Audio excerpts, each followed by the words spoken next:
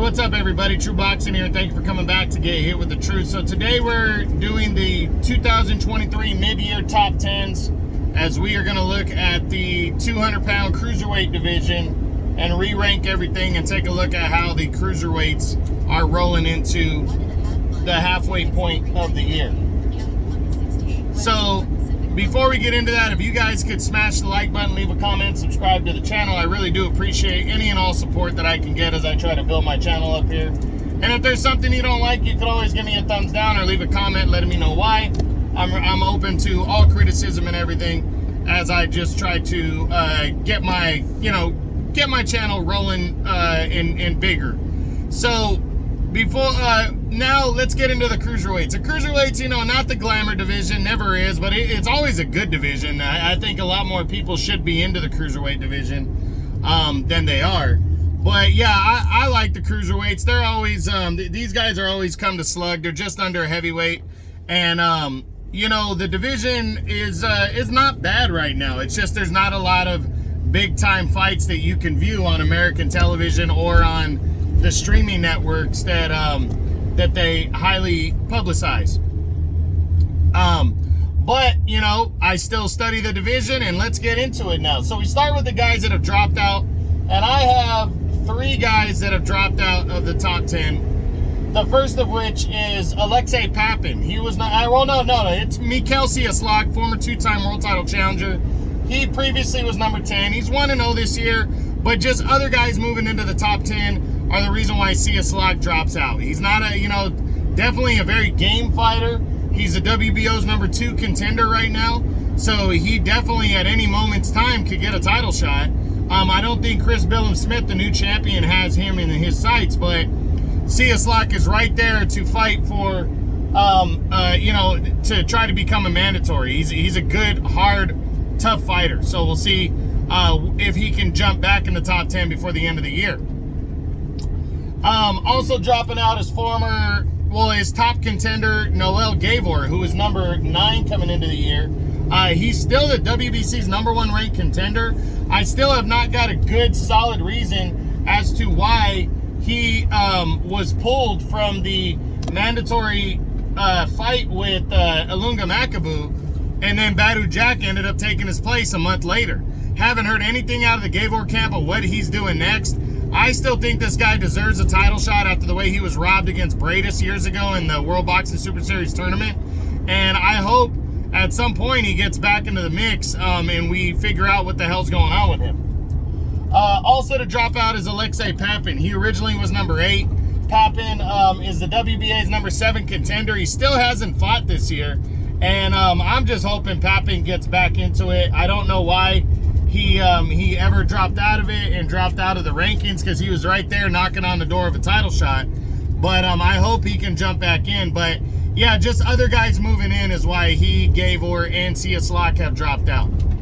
So now the number 10 fighter, he drops 3 spots from number 7 to 10, is the undefeated WBA champion Arsen Goulamirian. Goulamirian has not fought. There was rumors of him fighting Richard Riakporhe earlier in the year, but those kind of fell through, and I haven't heard anything since. I like Goulamirian though.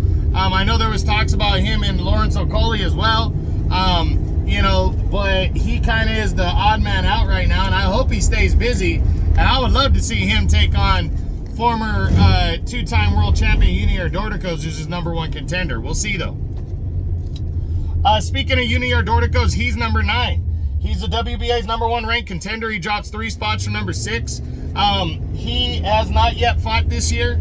And again, I'm hoping he gets a mandatory shot against Goulamirian to try to jump back into the serious mix. I'm a big fan of Dorticos, and I want to see him back in there fighting the best fighters. And Goulamirian doesn't look like he has a fight on the radar anyway. So I think it makes a lot of sense. So hopefully something big happens for Dorticos before the end of the year.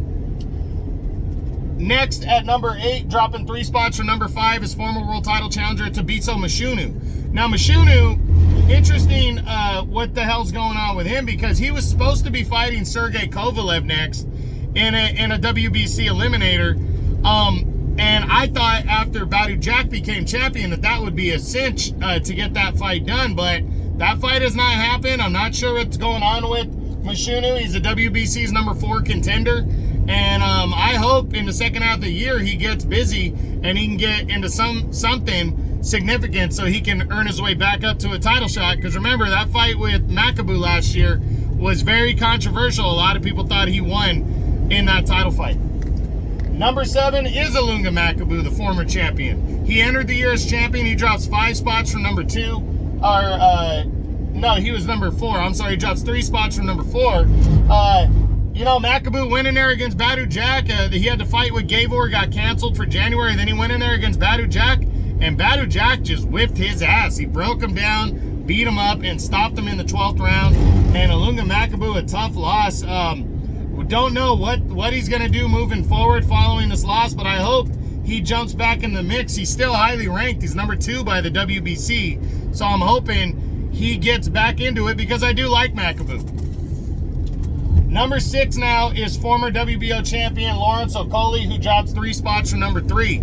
He came back in March and took on David Light, his mandatory challenger, and dominated him over 12 rounds, but it was kind of a workman-like decision. But then he ran into Chris Billum Smith, his countryman, in May and got put down 4 times in this fight and lost a unanimous decision. He had an automatic rematch clause in the contract, which he still could invoke. But from what I'm hearing is he's leaning towards not rematching Chris Billum Smith and could potentially be moving up to the heavyweight division. So we'll see what happens. I'm hoping he bounces back, though, because I do like Okoli. Number 5 is Richard Riekpour, who comes in. He's an undefeated top contender. He's the WBO's number 1 ranked contender right now. He wasn't ranked coming in, but Richard Riekpour, just because Chris Billum Smith became champion, Riekpour jumped into the top 10 just based off of that, because he has a victory over Chris Billum Smith, who's now the champ. So Riekpour right there knocking on the door. He is the WBO's number 1 ranked contender, but the IBF just ordered him to fight Jayo Pataya, their champion, once Mateusz Masternak bailed on that fight right there. And we don't know if that fight's going to take place, or if the WBO is going to order a rematch between Billum Smith and Riekpour. But I think Riekpour is going to get something good before the end of the year and really have a chance to prove why he is a top 5 guy now. Number 4 is the newly crowned WBO champion, Chris Billum Smith, who wasn't ranked coming in to the year, but he scored that major upset over Lawrence Okoli to capture the WBO title, and now he is in the driver's seat. As I said, Riekpour is his number 1 ranked contender, but Mateusz Masternak has materialized as a possible front runner to land the title shot. Masternak is a veteran, has never received a title shot, but he looks to be in line to potentially get a title shot against Billum Smith next. Hopefully we hear something soon about who Billum Smith is going to be fighting, even if it's a rematch against Okoli, because technically that's still on the table because Okoli has a rematch clause in the contract. Number 3 is Badu Jack. He wasn't ranked coming into the year either, but he came in and scored the upset over what's his name, Makabu, where he dominated Makabu and stopped him in the 12th round impressively to capture the WBC title and a championship in a 3rd weight class. We know Jack was being considered by Canelo for a possibility of a big time fight there, but Canelo wanted Jack to come all the way down to 180 and have a rehydration clause in a contract. Jack said no to that, and now Canelo is remaining at 168. But I just read yesterday that Jack is I'm staying here. That Jack is could potentially be moving up to Bridgerweight to fight Lucas Razanich for the Bridgerweight title, which would be a championship in a 4th weight class, as the WBC is the only governing body that has a Bridgerweight title, which is between cruiserweight and heavyweight. So that's emerged as a potential front runner for Badu Jack. Badu Jack's going to be only looking for a good sizable fight, so I'm not surprised that he's not, you know, trying to honor mandatories and different things like that. But I hope he gets into the serious mix and maybe tries to unify belts. But right now, I wouldn't be shocked if Jack did this thing against that Razanich or whatever his name is and moved up and fought him.